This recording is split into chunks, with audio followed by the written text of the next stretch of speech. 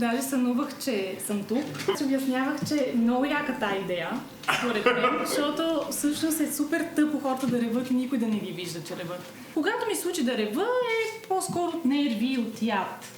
Много рядко, когато съм тъжна или нещо така да ме разчувства. Ако се чувствам нещо неразбрана, неизслушана и такова, дето знам, че сега не мога да променя това нещо и тогава много се изнервям. С една приятелка си купувахме от тези кутиите, дето се вадат носите кърпички така от тях и ходихме в една градинка долу в Слатина да плачем. Тя го беше правила това без мен и тя ме заведе специално там, защото ми каза, че е много добро място за плачене. Като 16 годишна много ревах на много рядко може да ми се случи. Някакси след като родих станах по-емоционална отново и почна да ми се случва по-често и на тъпоти да рева, например на клипчета на бебета и на цитати такива за майки. Но по принцип много рядко ми се случва да плача от точно умиление или точно от радост. От нерви, от смях. И вече нещо, ако съм много тъжна, ама даже май тогава пълна сила. Но някой път, пък точно като в съня ми, пък ми се струва, че всъщност реването по някакъв начин трябва да е по-късно. И защото плачеш, значи трябва хората да ти да разберат, добрат. Да разберат, да ти се чувстват, може би. Тия формати всичките, но те там реват също от нерви, защото... Там вероятно. Поставени в някакви ситуации. Да, и от алкохола. Който може би също ми помагаше в 17 годишна, като бях да поплача в градинки. И може би даже там да снимаш. Там много се плаче, ми е казала. Там, който не може да разреве, отиваме в градинката. А тя нам много никаква градинка. И за реване. Не е толкова тъжно. Градинка за плаче. Само моля се разревеш, примерно. Но ти се разревава. Не мога още. А сега като така, все пак доста изглеждаш разревана. Мислиш ли за нещо тъжно или просто се напъваш? Двете. Опитвам се да си мисля за нещо. Това е много странно. Може да ме разплаче. Чакай малко. Чакай, че спря. Сега ще се хилиш си. Ето, аз и от смях плача, така че. Гола лампата? Ще стройкаш ли лампата? Да. Виж, тук се вземи и ще си го сложиш по долната мигла. Не вътре какво? Малко си сложиш, защото ти както ревеш, знам, че бързо тръгва.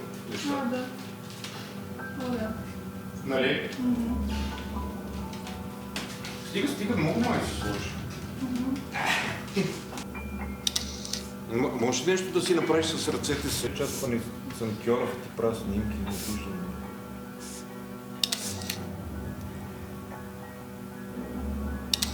Няма малко шури към на тук лекичко. Да нямаш какво. Стига. Имам ли? Не.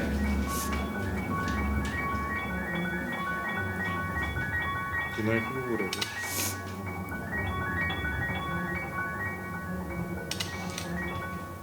Да пробваме нещо друго. Дай нещо друго. Не, сега ще ти кажа.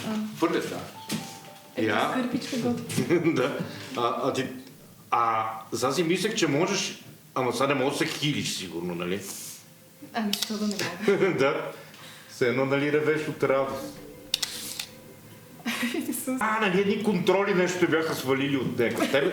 Ти рева ли тогава? Да, 100%. Изтръпна ми носа.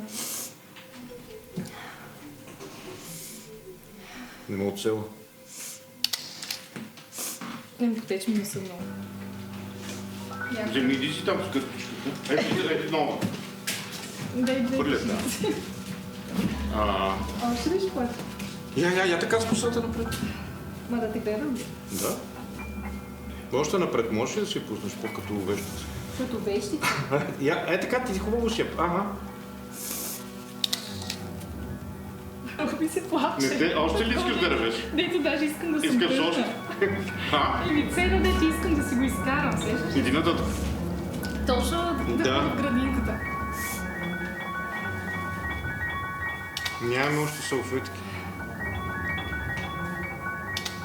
Много си добра. Да.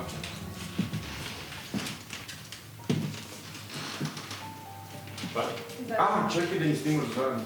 Аз да плача ли? Ако можеш си плачи. Чакай си оправя.